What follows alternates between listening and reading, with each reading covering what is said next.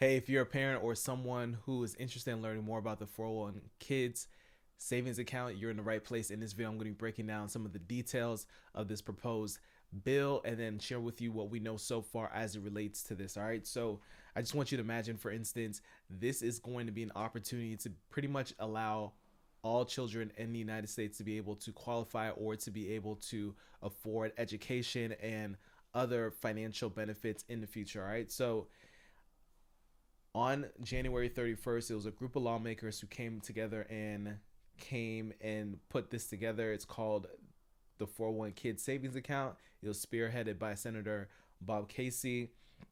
It was backed by some other senators as well. And the goal is to change the financial future for children across the nation, according to this bill. And along with introducing the bill, the senator, he released a 43-page document. I'm going to be referring to that document. There's a lot of details in there. If you want to be able to see some of the graphs, some of the other things I'm going to be talking about in this video, make sure you check that out. It's called 401 Kids Building Wealth for the Next Generation, and it details the 401 Kids, how it's going to work, and explains how this new legislation is going to impact children and people across the country. So what exactly is this new bill and what are they looking to do? So it's about creating what's called a children's savings account, also known as a CSA. And it's basically modeled after the 529 plan. So if you're familiar, it's basically going to be that college savings account that's designed to be able to allow you to be able to save for college and be able to pay for college expenses with this 529 plan.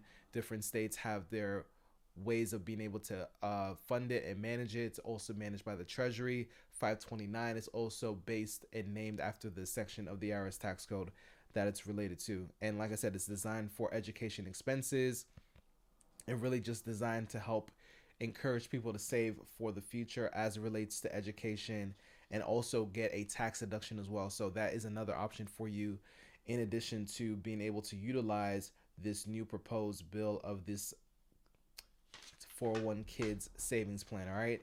And as I mentioned, the plan is for it to be mentioned or managed at the state level. And the CSAs, they're going to be a powerful tool.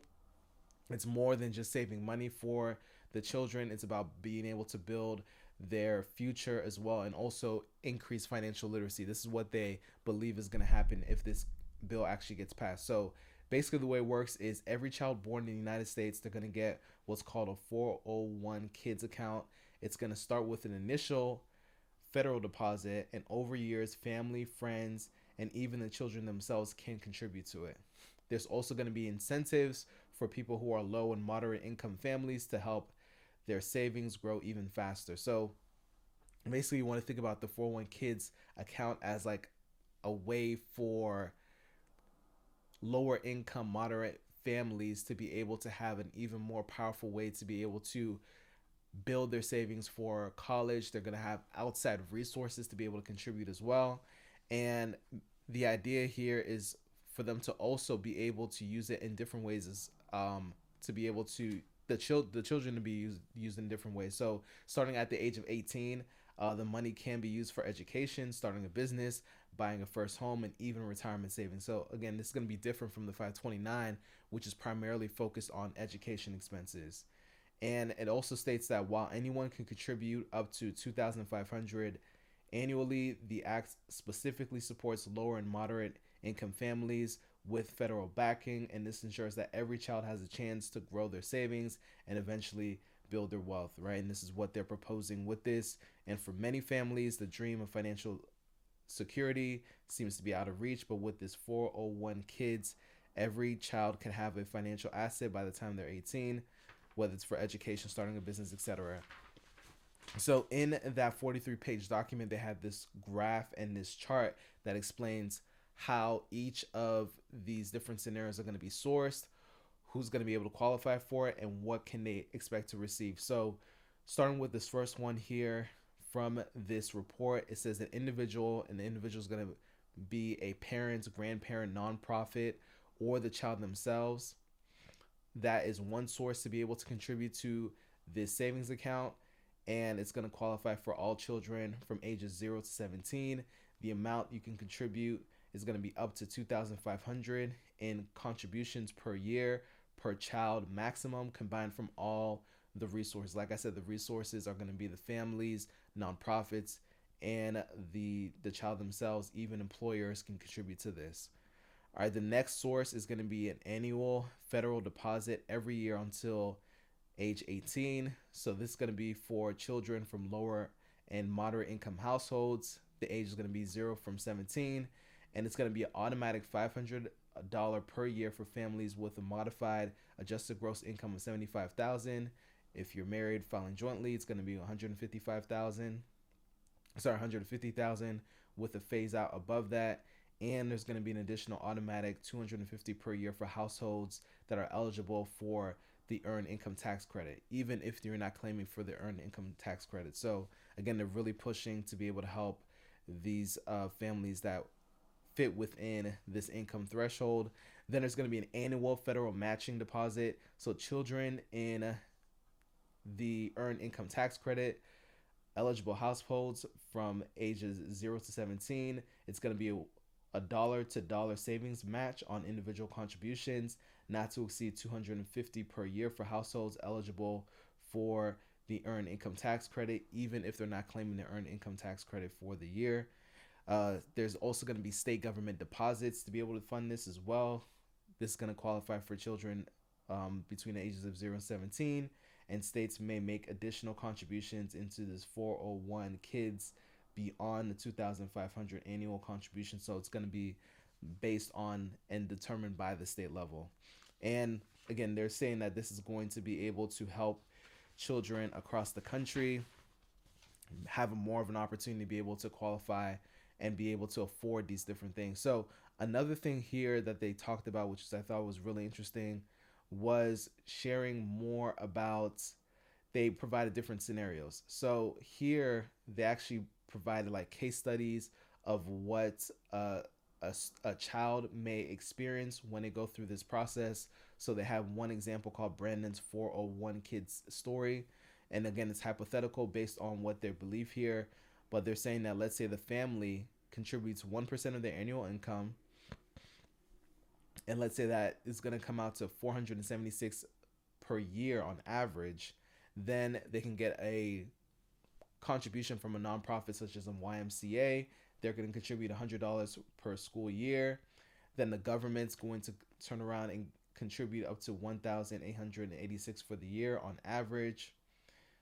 And this is including in the parentheses, including the $293 per year on average from the 1-to-1 savings match, plus $893 a year on the average from the automatic deposit. Like we said, it's going to be $500 automatically.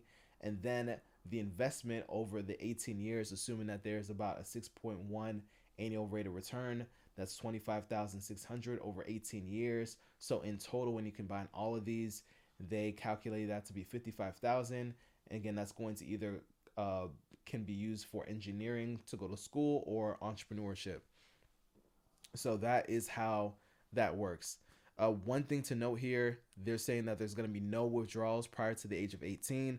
Once they reach 18, the funds may be used for rollovers to Roth IRA accounts, so individual retirement accounts, or the ABLE accounts as well for those who have disabilities, or it can remain in an account until they reach retirement age starting at age 59 and a half.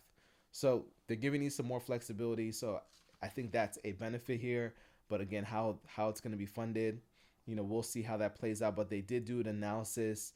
They hired this economist, Jose Diaz, to go ahead and do this analysis to see what the impact is going to be. Based on this analysis that was done, they're estimating that the return by doing this for society is going to be basically a 2x return, almost a 3x return. They're saying $2.61 in returns. And that's going to include increased income, better health outcomes, and more tax revenues overall with this. So with this analysis, they're saying, and this is pretty much word for word from the analysis, just to share exactly what the conclusion was, but they're saying that with the savings account, it's going to aim at being able to provide this program across different states nationwide. It's going to help people create open more savings accounts for every child, allowing them to make initial deposits during their early life stages. And with this, they're estimating that it's actually going to increase the total societal benefits of 2 trillion. So that's what they believe is how it's going to benefit society. And then as far as the taxpayer savings is going to be $356 billion in taxpayer savings according to this study. They're also considering lifetime investments for just newborns, and public savings are projected to reach about 19 billion annually. With this, based on this analysis, they're saying children from economically disadvantaged backgrounds and single mother households could see a nearly 67 billion in benefits, positioning the program as an effective means to reduce these wealth gaps and these different financial disparities. From a taxpayer perspective, a low-income family and single mothers could account for 23 billion in savings, largely through increased tax revenues, reduced reliance on public assistance, and lower crime rates. Again, this is all alleged based on this research. Single mothers can save approximately 222 million per year in food stamp benefits alone.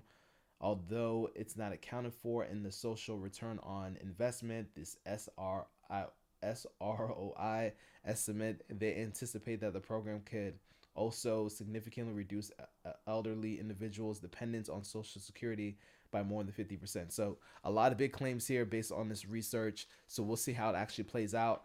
But again, this is really interesting news here. I plan to keep you all up to date as there's more information. Obviously, we're still figuring out and waiting for the Senate and the president to actually sign off on this child tax credit. But if you want to learn more, make sure you go ahead and check out this detailed report. There is a report on this.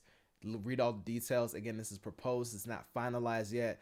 But once it starts going through the process, I'll make sure to update you all, let you know what's going on. But this is basically a quick summary. So let me know what you think. If you think it's going to be beneficial, if you think it's going to help us, obviously it's going to come from somewhere, probably taxpayers' dollars, for people who don't necessarily meet the low and moderate income families. So just something to consider as well. But let me know what you think. Make sure you subscribe, and I'll see you in the next one. Take care.